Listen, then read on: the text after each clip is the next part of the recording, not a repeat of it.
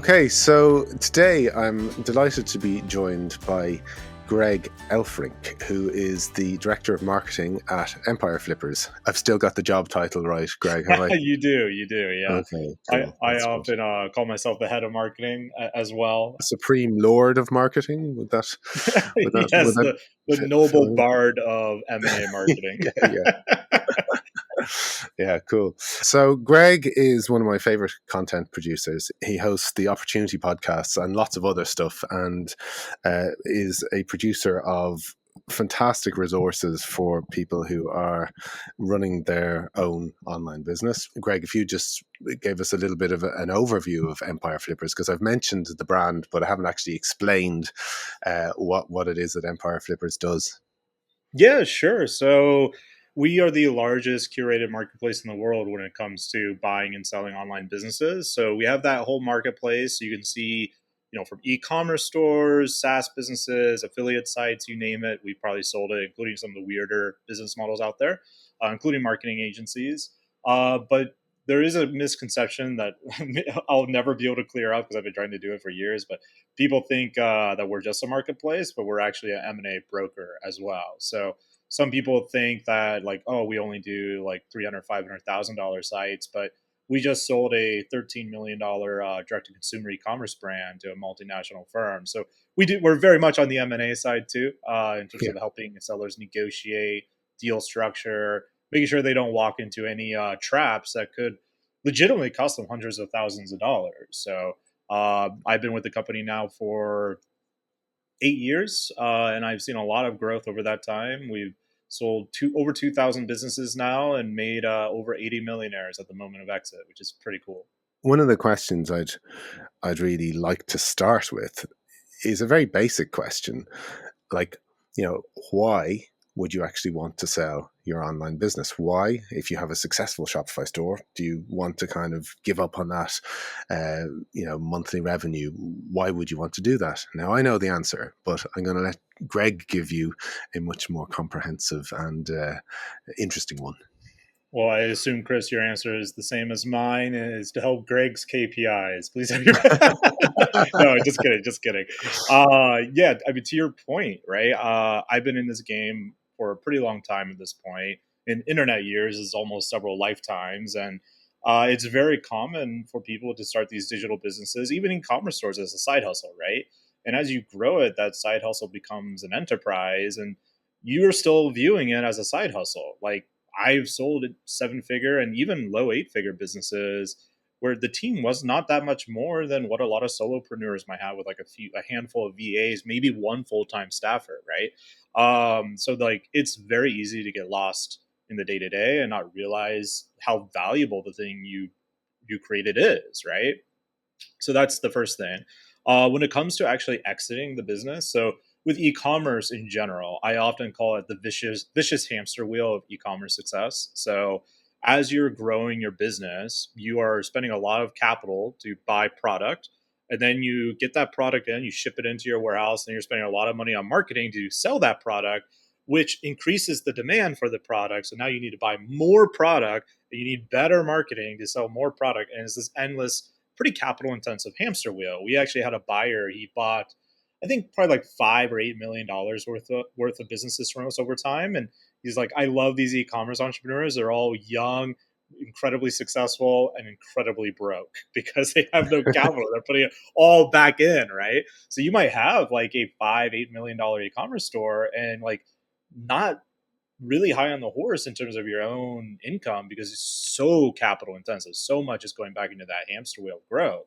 So one of the big benefits of selling your e-commerce store is kind of like what the gurus always promise you. Like if anyone on this channel has like bought an e-commerce course to try to learn how to do this, like they probably got hit by some kind of financial freedom line, right? And the thing is, those gurus aren't completely wrong. You can do that with your business, but they always forget the last step. If you really want the freedom, you got to sell the business because the only way you can get outside of Google's ban hammer, Amazon's rising fees, rising ad costs across Meta is by selling the business. And once you do that, you get a huge amount of capital, like that $13 million e-commerce store seller I was talking about, which is probably the largest capital windfall you've ever had. And now it doesn't matter if Google changes their algorithm or meta ad costs rise or some new social media platform comes on that makes another one irrelevant, right? Because you've cashed out, you de-risk yourself. And I think that is one of the most important things when it comes to selling your business. And entrepreneurs, we tend to be more risk takers, not risk mitigators. So we often don't Hmm. think about this. But it's amazing what you can do when you sell your business and mitigate that risk, because it opens up what I call the doors of possibilities, where you can now do things you didn't even realize were possible the day before you sold. No, that's definitely true. I think for me, the most attractive aspect of selling really boils down to the de-risking element. I mean, it's easy to forget when you're in the throes of running a business that there are so many things that could actually go wrong, Yeah. particularly at the moment with all the sort of upheaval that we're seeing with Google, with the introduction of AI. There are so many variables out there when it comes to running an online business successfully, and it only takes one to really knock you off course and sink your business, and then make it impossible to make that sort of attractive exit that you're talking about there. So, okay, let's say I am the proud owner of a successful Shopify store that's doing decent monthly revenue, and I'm starting to kind of think about making an exit.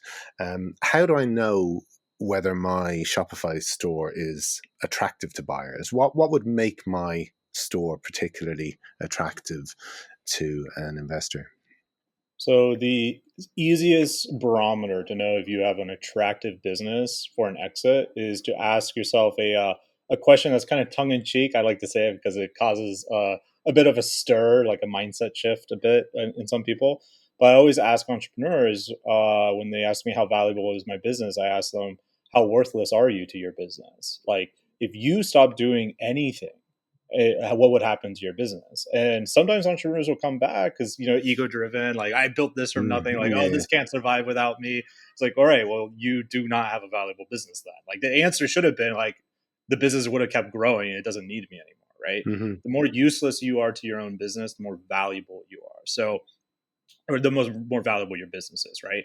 Because Yeah. investors are looking to buy a system. They're looking to buy the SOPs, the process, a Hmm. proven process that doesn't require you to do it, right? This is why a lot of like people who talk about personal branding, I think often are wrong.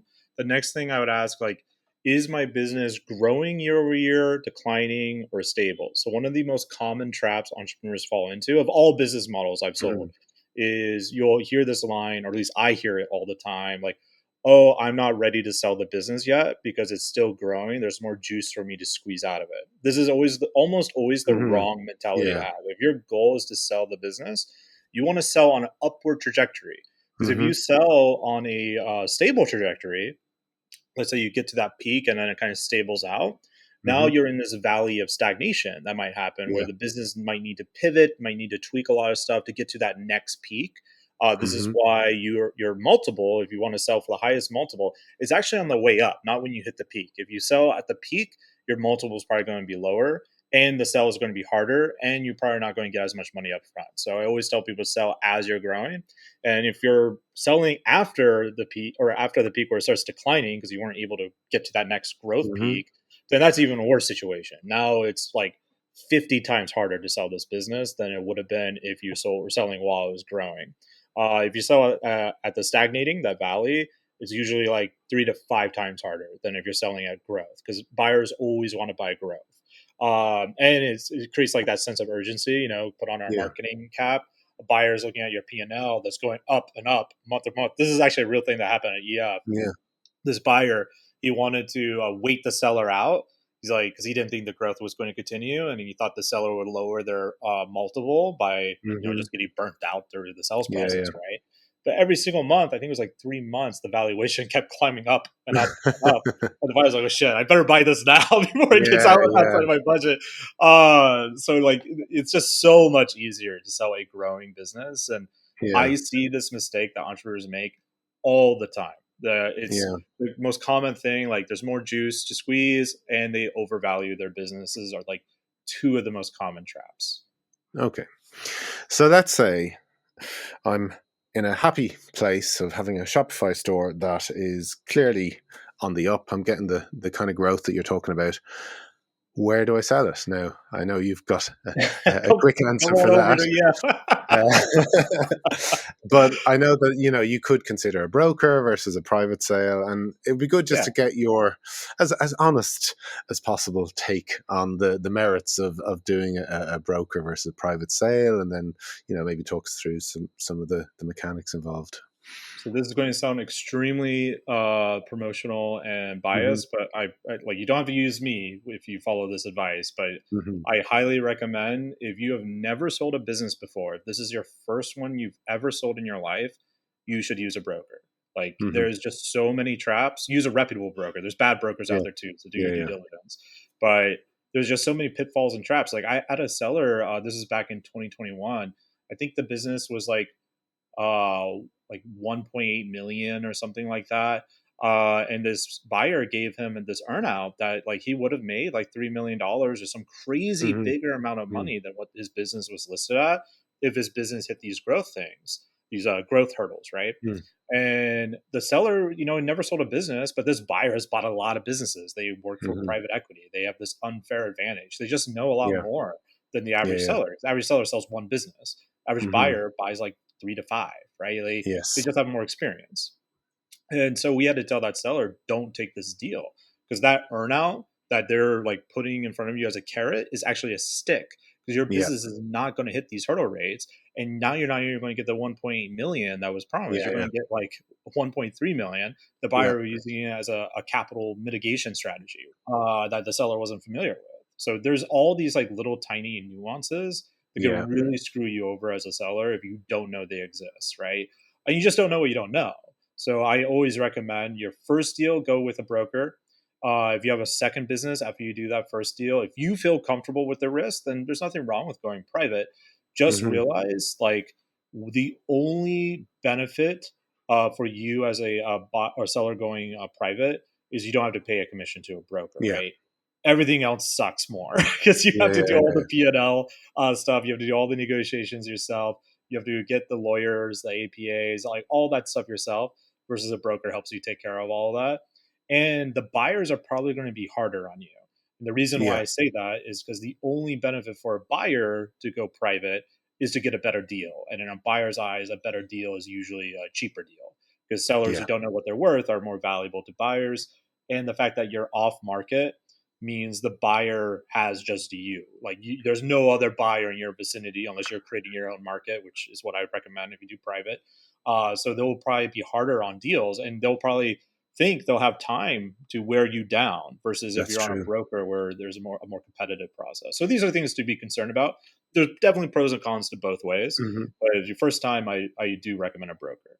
I hear you totally on the competitive tension that working with a broker brings to the situation, and the protection, I suppose. The buyers are dealing with people who know their onions rather than, sort of naive sellers. And I'll be honest with you, I've been in that situation myself, having to make the decision between listing a business with a broker and with, doing the private sale thing.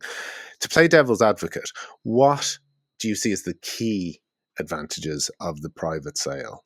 So, I mean, the main advantage is just don't pay any fees, right? Like you don't Yeah. have to worry about that. Like if you have a less than $1 million business and you sell with me, Hmm. it's 15%. That's Yeah. quite a bit, right? Yeah. Yeah. Now we earn that 15%, but like still, you can say 15% if you know what you're Yeah. doing. Obviously, our commissions go way down at the bigger the business gets. Like that $13 million business, I think our commission was like 3 or 4% or something like that. But Hmm. but that's the first big advantage. The other big advantage is like you can sometimes move faster than you could with a broker. So with a broker, you have to put all the documentation. There's vetting. There's like, hey, Hmm. what does this mean? What does that mean? There's a Yeah. like, let me ask you 100 questions, and we Yeah. do Yeah. that because we don't want you to have to answer those same 100 questions over and over again. Right? Yeah. It's Yeah. like one Yeah. time pain to get it done. But if you have a strategic buyer like I don't know. Let's say you were selling dog food and there's a bigger dog supplements brand that comes knocking on your door, which this happens. They cold email you. They're a strategic business buyer. These are some of the best type of buyers you can possibly get. you can just move a lot faster. You can tell them what you want. That buyer might be cool with it. Because like the bigger the buyer is, especially on strategic side, like the less like deal structuring is usually involved. Like it's usually simpler versus like Hmm. private equity or like a smaller time entrepreneur. Like the deal structure can be a little bit more complicated versus strategic. So like in that example, like you already have the best possible buyer. Now you still want to get an M&A lawyer, so you still want to pay whatever that fee is going to be Hmm. to make sure you're not falling into some of the traps. Like the M&A Yeah. lawyer is not going to help you with all of them, but they can help you avoid some of them. Yeah. So they're like that's one of the big advantages. Speed. You're able to just like move quicker, and you can do deals you couldn't necessarily do with a broker as easily. So I'll give you an example. I have a friend. Well, not a friend, acquaintance, I should say. He's acquired about 14 marketing agencies, and he does it with no money down. Like he gives no money to those founders who sell those agencies. And you might say, like, why would anyone do that? And most of the time, no one would do that. Like you hear all the money, the no money down, like M&A broke Hmm. gurus out there, which are the bane of my existence. By the way, Hmm. they are like the Ty Lopez's of the industry. It's like that doesn't work for a newbie, but it sounds really Hmm. sexy. It's actually like extremely advanced strategy. So what this guy Hmm. does is he's able to basically give these agency owners like almost double their income within 90 days when they, do this no money down offer with them, and they get put into this mothership with much more equity upside that could literally make them into multimillionaires in a few years if they stick with the plan, right? So he has this whole apparatus which Yeah. isn't as like flexible if you're using a Hmm. broker because like Yeah. the broker still needs to get paid. Like, yeah, you might be Yeah. putting no money down the seller, but Yeah. like we need to get something Yeah. for Yeah. this, right? Yeah. So like sometimes it makes deal structures a little bit more rigid if you're using Yeah. a broker, and so that could be an advantage with a seller if they want to do an off-market private deal. Usually, those advantages go more towards the buy side than the sell side. But yeah, those are some of the benefits of the private deals. Okay. Interesting. All right. So we're moving along this process. I've got my Shopify store. I've decided, based on my lovely increasing growth, that I'm going to sell it. I have gone to Empire Flippers and decided that I'm going to use them or a similar broker. I suppose maybe the question I have next would be like, what do I need to do to get the sort of biggest valuation? Yeah, well, a lot of that comes before you even approach the broker. Now, you could approach a broker like us, and we would do an exit planning call to help you build, like, here's your 6-month plan to do this. But a lot of it will come before you really engage to list with a broker, right? And some of the things I always talk about is think of like I already mentioned, like trying to be like not super useful to your own business anymore, right? So that's Hmm. important. But other stuff is how can I make the business less risky?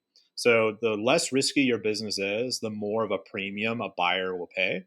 Hmm. In some ways you can do that is traffic diversity. Like if 100% of the traffic coming to your Shopify store is meta ads, well, what happens if your meta ad account gets banned? That happens sometimes for really unfair and weird Hmm. reasons, right? Well, Yeah. pretty soon you don't have a business, right? That's pretty Yeah. risky. So you Yeah. want to have traffic diversity with Facebook ads, SEO, Google ads, TikTok shop, your own email list, which is always what I think is Yeah. the creme de la creme. Yeah. Like you feel like that just helps with so many different venues with your multiple. So that's one thing.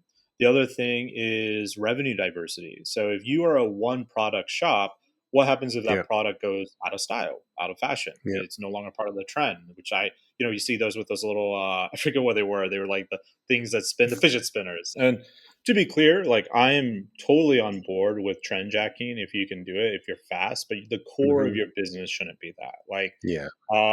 if you got in on the fidget spinner craze, and let's say you sold some other like I don't know what a related product would be, but let's say you use the fidget spinners to build up your email list Hmm. for all Yeah. your other products. Like this was a great strategy. Like yeah, it's a Yeah. flash in the pan, Yeah. but you might have added like 20 $50,000 in revenue you would not have seen because you already had the supply lines all set up and stuff really quickly, Hmm. and maybe you added 50,000 emails by taking advantage of that trend that you Hmm. can now use for other product launches. So There's I'm not something like else. saying don't use trends, but it doesn't help you Hmm. in your valuation very No. much for obvious No. reasons, right? Yeah. Of course. uh yeah, people always think that like, oh well, I had this big peak back then, so my valuation should be good. Like no man, like People buy your business based on where it is, not what it has done in Yeah. the past and what it might Yeah. do in the future.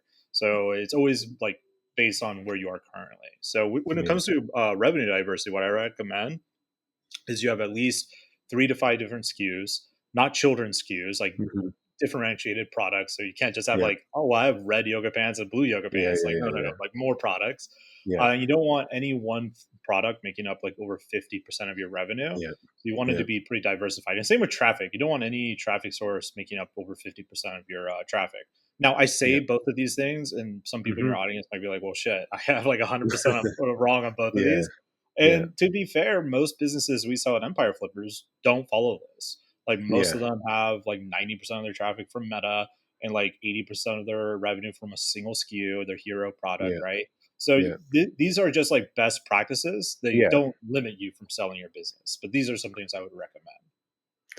I think these days the diversification side of things has become more important than ever, really, because there's such turmoil with regard to search and AI and so on, that it feels really risky to invest all your energy and all your efforts in one particular traffic source. I mean, certainly where Google traffic is concerned, because it's sort of all over the place No. at the moment.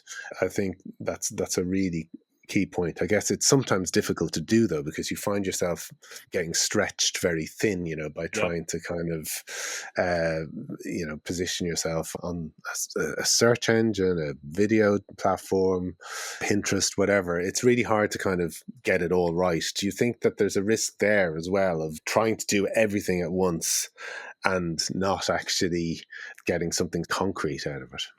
Yeah, absolutely. And I think most people in your audience will probably resonate on the skill set of marketing. That's what I tend to find with digital entrepreneurs. And I'm a marketer and I am very passionate about marketer, but I'll be the first to say us like creative marketers, we're like herding cats, like we never get anything Mm. done because we want to go in every direction at once. Yeah, And it's very difficult to resist that.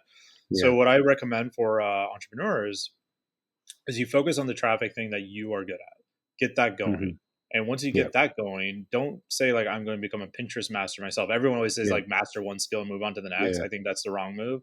If you are to master one traffic skill, your next skill should not be mastering another traffic source. Your next skill should be mastering delegation and hiring yes. someone who actually knows how to do it, right?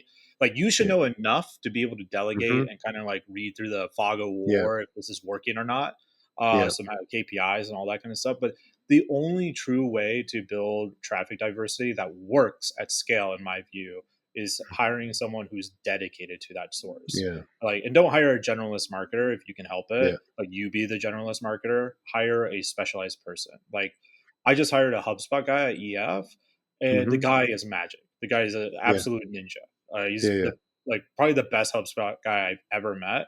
Now, Okay. I was like trying to learn it myself because I lost my second command who knew all the Hmm. HubSpot stuff. Hmm. But I realized like the timetable of me getting Yes. up to the skill set of my second command, just this is unrealistic. Like we need this filled now. And this new guy, he's so much better than my old guy was at it. Like, wow, this guy is like I brought hope your so old much guy isn't clarity to listening to this podcast. everything. Yeah, yeah. So I'm a big fan of hiring. Like to me, I always tell people you can do anything you want in the world as long as you start with doing only one thing at a time and then get other Yeah. people to do the other stuff. Yeah. The tricky part is sometimes finding the right people. Have you got any tips on where to find, say, like a good video editor or a good content writer? Do you have a sort of go-to source for those kind of roles? Yeah. So, I mean, for most roles that someone's going to hire with their Shopify store owner, freelancers will probably fill most niches for you at first. Maybe like that would change where you get full time employee at like the seven figure Mm, or, high seven figure valuation, yeah. whatever. But what I would recommend, the easiest way to do this, there's a million ways to do this, but the Yeah. easiest way, in my view, is to just sign up for an Upwork.com account and then post your job. And then you filter those applicants by 5 star or 4 stars and up. They must have over, I don't know, 50, 100 reviews, must have made 6 figures off of the Upwork platform. And look at the actual reviews. Like, are the reviews for the job that you are looking for? Because Upwork Hmm. doesn't necessarily like tell you that. And Yeah. then in the actual proposal of that job, which is classic advice. Include some nonsensical word that they must repeat in the proposal, so you know that they're looking at what you're actually saying, and they're not just like a bot spamming the proposal contracts out, right? And you can find really good people this way. Like the fact that they made over 100 grand, like especially if Hmm. they're like in third world countries like Philippines or Vietnam or whatever, where they're charging probably a cheaper price, and they made Hmm. six figures. Like I've met Filipino VAs, for example, charging $10 an hour, who sell timeshares, like Yeah, cold yeah, calling yeah, timeshares, selling, and they yeah. succeed. And So that's like one really easy way to find a barometer of people. The other thing I always tell people is, you're like, as the CEO of a Shopify store or really any business, once you get to a certain amount of scale, the only job you have now is to delegate and recruiting. Like these are yeah, your things you do now. You yeah. recruit and delegate. So you got to keep having a recruiting pipeline going all the time, always looking for other people. If you're trying to hire someone in house and you don't want to do the Upwork route, if you're big enough to do this, where you have enough revenue to support this, Hmm. let's say you wanted to hire a director of marketing or a VP of marketing, whatever, right? If you, as a small company, go to a big company and try to poach that their VP of marketing, it's probably not going to work because it's too much risk for them to take. So what you do, you want to go down a level deeper to say their content manager, or Hmm. whoever is underneath the director of marketing, and you give them the opportunity to become the director of marketing. And now for them, this is a position up. It's riskier, but it's less risky, or it's like less risky than thinking that their boss might leave within a year where they get a shot at it, right? So like Yeah. this gives them the opportunity. So that's another good way to like hire people who are hungry or want to grow, who don't have the title yet, but they have the skill and the ambition. And you can usually start them off obviously on the lower end because they've never done the job, right? But they know enough to be able to start succeeding. So that's another great way. I've seen a lot of my friends hire people. Yeah, that's an immediate win for the person that you're recruiting, really, isn't Yeah, it? pay Yeah, that's raise, really, title raise. They get a real opportunity to kind of run their own ship. So yeah. yeah, that's really interesting. And again, like a lot of what you're talking about comes down to delegation. What about strategy? Yeah. So my answer to that is, your goal as an entrepreneur should always strive to remove yourself. Now, strategy is pretty important. So that's like one of the last things you'll remove yourself from. Usually it's like sales and strategy. Those are the two things that, like, if you're in a service business, at least you'll, as the founder, probably not hire a sales Mm. guy until much, much later on. You're going to be the sales guy. Hmm. But what I would recommend, once you get to a certain point where you have all the $5 and $10 jobs delegated or outsourced, whatever, then I would seriously start considering hiring managers, hiring a Hmm. management team, because three people thinking about strategy is usually more effective than one person. Hmm. And as a one person, like you as the owner, you have a lot of blind spots. Like you just are not seen as clearly as someone who is maybe more of an employee, where they're not thinking about all this other stuff. Now they have blind spots too, so you Hmm. complement each other on that, right? So when it comes to strategy, once you get to a certain level of certain revenue where you can actually afford that management team, Yeah, I highly recommend it. And yeah. here's a little valuation tip. So most businesses we sell use seller discretionary earnings, and that usually is because they're owner operated businesses. So they're Hmm. still in the trenches Yeah, doing stuff, right? If you build a management team, like what Empire Flippers has right now, is like me yeah. and like three other guys that are managing Hmm. EF right now, with very minimal involvement from the founders at this point. It's like Empire Flippers would not get an SDE multiple. We would get an EBITDA multiple, which is better. EBITDA Yeah, multiple is a professionally managed company, and that is yeah, way more attractive to yeah, buyers. yeah. So, like, by you getting that layer of management underneath, you can actually charge your multiple pretty well. I guess you lose out in terms of having to pay the management fees, but the actual multiple that you end up with can, Oh yeah, will yeah, yeah. reflect those or even exceed them. I suppose there's an emotional dimension as well, really, to consider, isn't there? Maybe you could talk to us a little bit about that and how to approach those emotions. Yeah, so the emotional side kind of hurts an entrepreneur in two different areas when it comes to a exit transaction. The first one is what I call emotional equity. Emotional equity is one of the big traps that entrepreneurs fall into, where they overvalue their business. So they might think, I have a $1.5 million business, but the buyer is telling them you have a $750,000 business based on your P&L, and the seller's like, I can't believe this guy is lowballing me so much. They get so angry, right? but Mm. but like the issue is they have this emotional equity because like this is often their very first business. Maybe allow them to Mhm. quit their job, travel the world, meet their wife, their husband, whatever, raise their kids while working from home, like not having a commute, like all this really really cool stuff, right? Mhm. That was emotionally meaningful for them, and they're now projecting that emotional meaning onto the valuation of their business, which kills more transactions than you might consider. This rigidity of Mhm. sellers overvaluing themselves have stopped. Mhm. Like we would have made well over 100 millionaires if emotional equity didn't exist. Like Right. people literally kill their chances at Yeah, becoming yeah. multi-millionaires because of this Yeah, issue. yeah. So that's a Yeah. big one. Yeah, yeah, yeah. The second place where this comes up is after your sale. So like you might think all your dreams will come true now because Greg just gave you $5 million from the Empire Flippers transaction, right? Mm. And you're happy for 5-10 minutes, and now you're suddenly like, oh my god, my business is gone. What do I wake up and do now? And you're like Yeah. listless. This is like I call it the postpartum depression of exiting your business, right? Because Well, your presumably business you is go starting to onto go the bad, Empire right? Flippers website and buy another one. Isn't that the Yeah, idea? well, we do encourage such a thing. I call it the asset flywheel. Like, hey, you just got $1 million. Why not buy a couple Mm. six-figure businesses from me? Yeah. But yeah, so this is a big problem. And how you get over this postpartum depression thing is plan for it in advance. Just like you Mhm. need to get rid of the emotional equity side, so you're thinking clearly when you're talking to buyers. You also need to create a plan for tomorrow. So I always say humans are creatures of tomorrow. If tomorrow ever becomes today, we're like super depressed. So your Mhm. goal is to sell the business.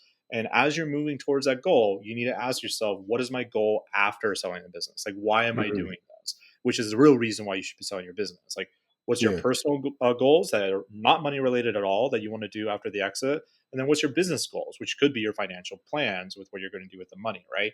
Like, have that very ironed out before you decide to sell your business. One is going to make you so much better at negotiating because you will know what you want, right? Like, and then the Mhm. buyer can work towards giving you what you want versus like a lot of sellers, like if you ask them like, what do you want to sell this for? They're the most common answer is like as much as I can get. Like, okay, well that's not helpful for anyone. We need to figure out Mm. what actually do you want, right? Yeah. So these are some strategies to help out that seller. I think we've talked about why you might want to sell a Shopify store, and we've talked about ways to increase its value. It would be good to dive a little bit now into the mechanics, say, of selling it with you. Maybe you could talk us through the processes involved there. And I know that you might want to talk about your new app, which is designed to make the Hmm. process easier. So, should we dive into that a little bit? Sure. So the first step is usually getting an evaluation from us, which there's two ways you can do that. You can either use our tool, which is free, and I'll touch on the Shopify app portion of that here shortly, which that will give you a rough valuation. It's not like a true blue real valuation because it's automated, but it does use like all the data points we have over those 2,000 transactions, right? So it gives you like a rough estimate. Mhm. The other way is just submitting your business for sale. You're Yeah. underneath no contract at all with us if you do that. We'll help you build your P&L. We'll give you like a reasonable valuation range, Mhm. and we work together to figure out what makes sense for you before it goes live on the marketplace. Once that you are live on the marketplace, my team comes back in. We start marketing it to the list, get you interested buyers, and then our sales team will help you start negotiating. So this is one of the reasons we ask you so many questions because like you Mm. get 30 buyers all asking the same 20 questions that gets old pretty fast. So we try to prevent that, so you don't do as much work. Our sales guys know what you want as best as we can, right? And we'll tell you what the buyer wants too, because like Empire Flippers is not a zero sum game for us. Like our fiduciary responsibility is to the seller. The more the seller makes, the more we make, because that's the way our Yeah. commission works. Yeah. But at the same time, buyers are our repeat customers. They come back over and Yeah. over again. So we want this to be a win win win. Like Yeah. Yeah. seller's happy they did a deal, buyer's happy, and we're happy that Yeah. they're happy. Yeah. So we'll tell the seller what the buyer wants, and we'll try to make that compromise because usually it is some kind of compromise. It's a dance, right?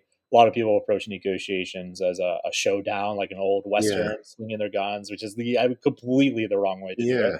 You should be trying to solve each other's problems in a I way that's agree. beneficial to everyone, right? Mm. So after that, we migrate the business and we pay you out, and that's the Yeah. entire process right there in a nutshell. Now with the Shopify app, if your Shopify store owners want to see a pretty cool tool, if you go to the Shopify app marketplace and you just type in Empire Flippers valuation tool, it should come up. So we designed this in the background for a while. It's been something I wanted to do for years. When we finally were able to do it, so basically, we took our API, our valuation tool API, put it into the Shopify App Store, and now when you download that app, you can enter in like, here's my margins, like my net margins for this product, and it'll look at your actual like Shopify revenue dashboard and pull that in. And using real time updates, you have a Mhm. rolling valuation basically every single day of what your business is worth. Now we don't collect any information on that. Obviously, like Shopify App Store gives us like the store that downloaded it or whatever. But other than that, that's like all we really get. We don't see anything on the back end there unless you click the sell your store Mhm. button in the app. But this to me is like such a great tool to have because if it's not clear, the biggest mistake is sellers don't know what they're worth. And so whether you use me or not, like this is such a great tool to make sure you're not going to make a wrong decision. Like all the no money down gurus want you to make a wrong Mhm. decision. Yeah, So yeah, yeah. this tool should like help you not do that when you get Yeah, those yeah. cold emails, whether you use me or not. So yeah, it's funny actually. I tried your Shopify app. I have a little Shopify store that I use just to sell CDs and LPs from my Mm. old band. I was slightly disappointed that it told me that you were going to sell my store for $4,984 because you know you We need can't to put a do some price exit planning, Chris. on our music. Yes, exactly. I have to say the app is dead easy to use. It's pretty simple, I think it's fair to say for now, but I suspect you'll be adding more Oh yeah, yeah. features Right now as it's definitely an MVP, but like if we get enough traction on it, some of the stuff I really want to add to it is like other sales channels. So like bringing in Amazon and Walmart through an API that you can like connect all of it together. Maybe Google Analytics, some kind of like traffic analysis thing in there too, yeah, because yeah, traffic plays a role in your valuation too, right? yeah, And I want to like feature like later on, like maybe a small 3 part like video course that you can click open that teaches you about selling e-commerce stores. So yeah. yeah, That'd be like great. I want to do more. Right now it's just the MVP, of course. Yeah, but it's a really nice concept, and I think it makes it really easy for a Shopify merchant to get a just a quick sense of what they could actually make by exiting the business. Mhm. So, I mean, we've really covered a lot of ground here. It's been really fantastic to speak to you about all this. I think we're probably at the end. I mean, I'm just curious though as to when you're going to pick that guitar up off the wall and sing to us, Greg. Oh, I Um, while I am a bard, I am not a musician. yeah, I'm a bard in writing poetry. My wife is the musician and the singer, yeah. so Ah, I write right. the You're the poetry. She lyricist. sings the songs. Oh, nice, nice, nice, cool. Well, listen, thank you very much for speaking to us, Greg. I'll drop all the links for Empire Flippers and the new app in the video description. I think we've probably covered everything. I suppose maybe just to wrap up. I mean, if you had sort of three top tips, maybe to share with Shopify store owners, if I know you're a fan of doing sort of rapid fire stuff. I'm not going to quite do that to you, Oh, but but usually it's so if there much were, easier because I'm the one asking rapid fire questions, not getting yeah, rapid yeah, fire yeah. answers. I mean, are there kind of maybe three things that a Shopify store owner should bear in mind when going down this whole rabbit hole of selling a business, or even Yeah, one top tip? yeah. My if I was going to give 3 quick tips, the first one be plan to sell your business, even if that's not your goal. You'll make a better Yeah. business if you do it. Two, diversify your traffic with a heavy focus on good email. Your email list is one of the most valuable assets in the entire business, and the more customer data you have, the better. So those are 2 things. The third thing I would recommend is look for buying traffic assets. So there's a lot of like Facebook groups. Like Facebook's kind of a dying platform at the moment, Hmm. but Facebook groups are still very, very much clutch. Like one of the best communities in social media still. Like look at buying traffic assets of groups, email newsletters, maybe even affiliate sites that you can turn into a traffic source for your e-commerce store. It's often a fantastic way to grow that a lot of people don't consider. Fantastic. Greg, thank you so much, and really appreciate your time. Yeah, thank you for having me, Matt.